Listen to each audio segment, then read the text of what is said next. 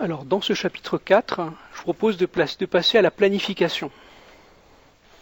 Donc, définir ce qu'on fait, c'est bien, mais vous savez que la gestion de projet, c'est essentiellement de la gestion du temps.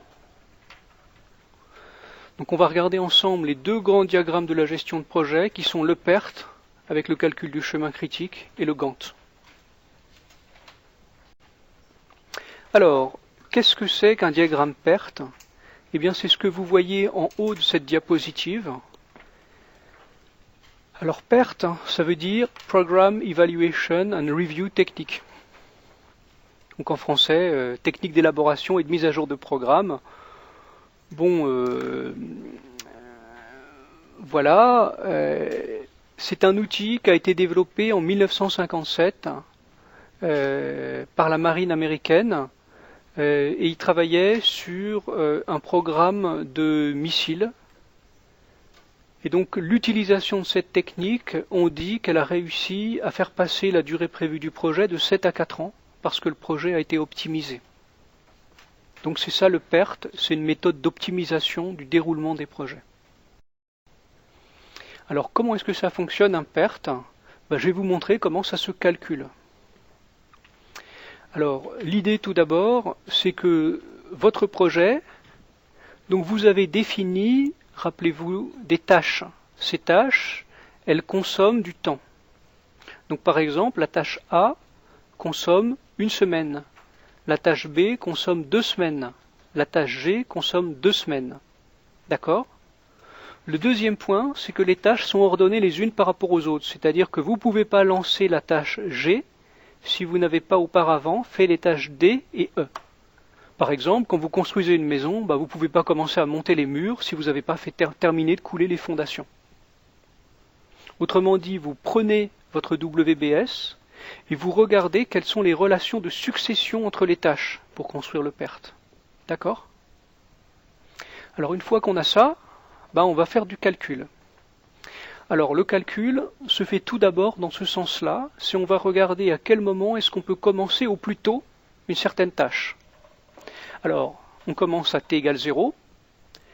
Pour accomplir la tâche A, donc on va devoir la faire en premier, on va donc être rendu à la date t égale 1. Ensuite, par exemple, on va devoir faire la tâche C, et donc on va être au plus tôt à t égale 4. Du côté de la tâche B, on va être au plus tôt à t égale 3. Alors la question que je vous pose maintenant, bien entendu, c'est vous devez encore faire D et E avant de commencer la tâche G. À votre avis, quand au plus tôt peut-on commencer la tâche G?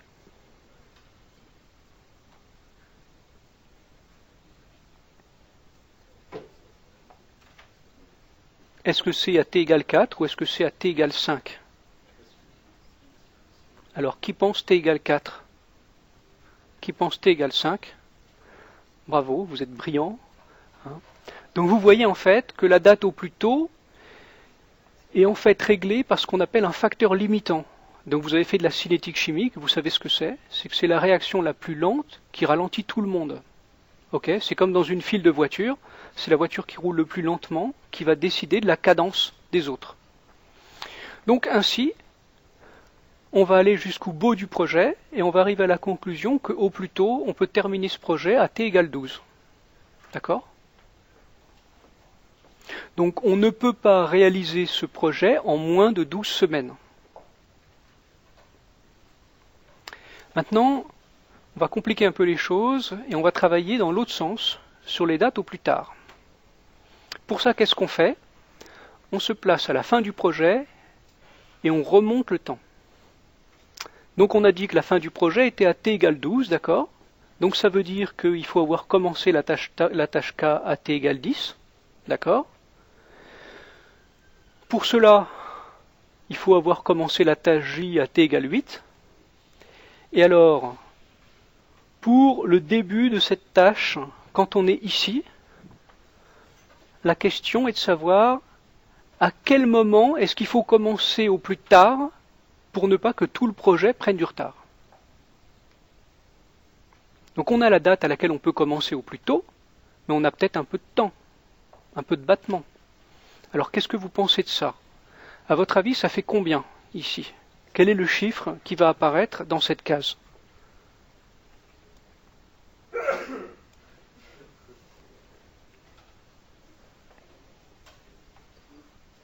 Eh bien là, on est dans une logique de date au plus tard. Et donc vous voyez qu'on a une particularité intéressante, c'est que la date au plus tôt et la date au plus tard sont égales. Donc on reviendra dessus.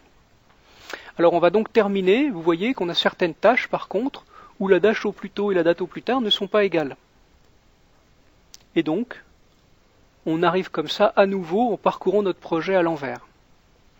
Alors la question maintenant, c'est pourquoi est-ce qu'on a fait tout ce travail?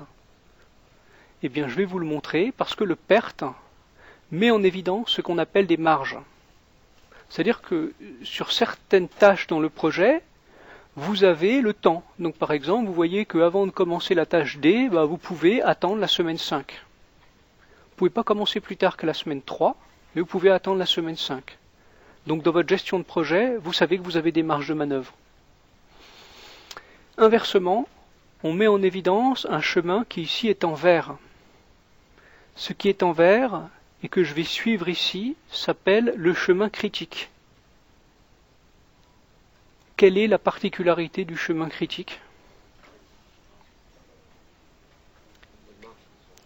Voilà, le chemin critique est le chemin sur lequel on n'a pas de marge, c'est-à-dire la date au plus tôt est égale à la date au plus tard.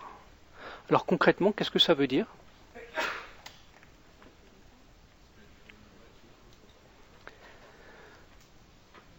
Quel est l'intérêt du chemin critique? Eh bien, il met en évidence ce qui est important, c'est que quand vous prenez du retard et que vous êtes sur le chemin critique, vous retardez la fin de votre projet. D'accord? Puisque le chemin critique, c'est le chemin qui ralentit tout. Donc, on peut arriver à un certain nombre de points. La première chose, c'est que quand vous êtes responsable de projet et que vous prenez du retard en dehors du chemin critique, c'est pas forcément grave. Par contre, le chemin critique, vous devez le surveiller. Et autre chose, si vous êtes avant le lancement du projet et que vous voulez accélérer votre projet, eh bien, il faut porter vos efforts sur le chemin critique. Puisque quand vous accélérez le chemin critique, vous accélérez tout le projet.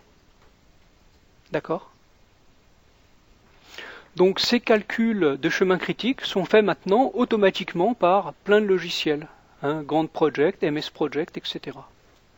Et donc imaginez, ça c'est un projet qui est simple, donc à la limite sur des petits projets on peut parfaitement se passer de pertes. Mais par contre sur des gros projets, c'est indispensable de les utiliser. Donc tous ceux d'entre vous qui vont travailler dans l'ingénierie, dans le BTP, etc., passeront leur temps à regarder avec inquiétude des chemins critiques et à gérer l'avancement des projets comme ça.